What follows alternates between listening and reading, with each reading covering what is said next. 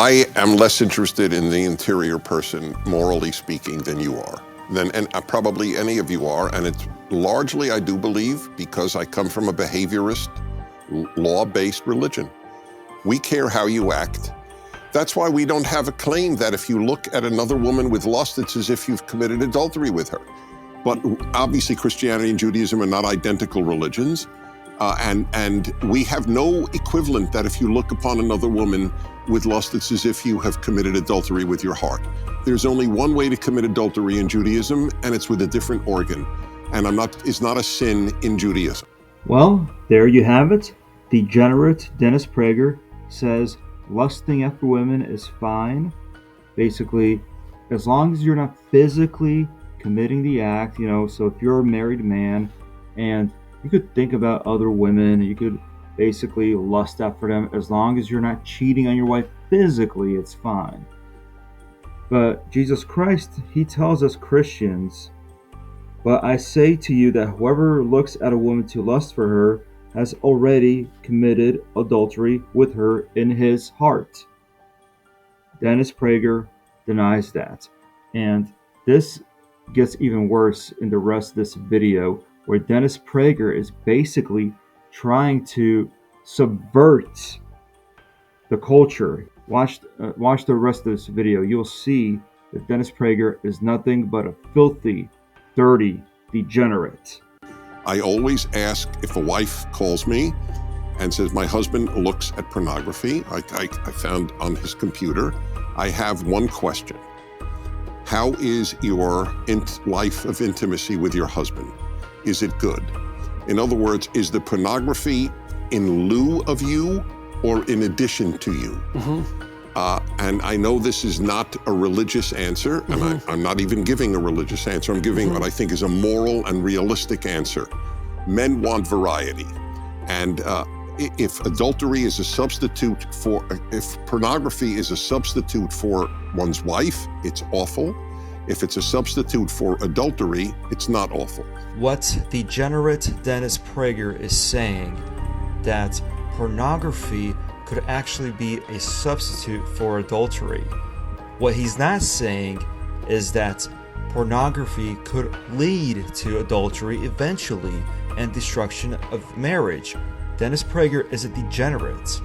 He wants normal Christian culture to be subverted, and that's why he's basically pretending that he supports family values. He's pretending that he supports marriage, and then when a wife is complaining to him that her husband is watching porn, what should she do? He goes, well, as long as it basically prevents him from committing adultery, that's fine. There's no ban in the 613 laws of the Torah on lusting. I can be attracted to my neighbor's wife. I can't want her. I asked one of the great Protestant thinkers of our generation in a public debate in Phoenix, I asked them, so can a single Christian male look upon a single woman with lust? He can't be committing adultery. He's not married and she's not married. So is the real ban lust, or is the ban on adultery? Both are banned. Lusting is banned and adultery is banned. But Dennis Prager, he basically does not see it as the same thing. Also, he kind of tries to make it sound as if the 10th commandment to covet is not the same thing as to lust. He's trying to kind of make it sound like it's two different things.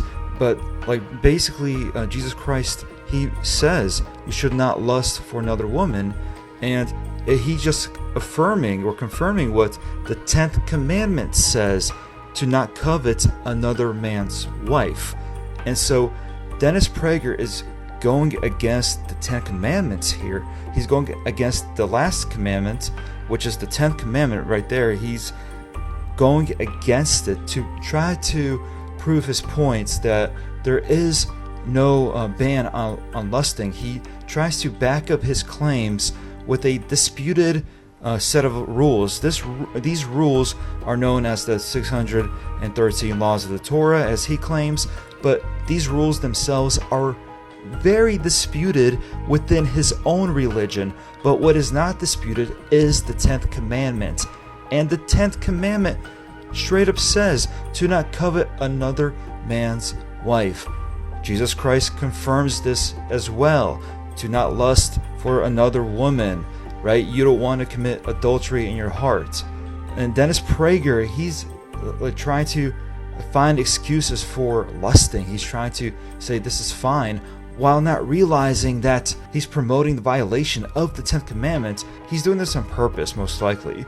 And then Dennis Prager tries to bring up this weird hypothetical scenario. He asks, what if a Christian man, he's lusting for another woman? How is he committing adultery if he's not married? Like, what kind of question is that? Jesus Christ straight up said, don't lust for another woman because you're committing adultery in your heart. And that man is basically violating the 10th commandment. It's not that hard to understand this concept that lusting and adultery is the same thing. I know this case. I know a man who was saintly in taking care of his Alzheimer's wife, who got Alzheimer's at the young age of 50, and watched over her and bathed her for a decade. And then, so I would just ask, you asked me about pornography. So this man was faithful to a wife with whom he could not have relations, obviously, for a decade or more. I think it went to 15 years. Would he have been wrong in relieving his sexual tension with a photograph? Yes, he would still be wrong. Now, I'm not saying I don't understand him, and I'm not saying I don't sympathize with him, because he truly is suffering in this situation.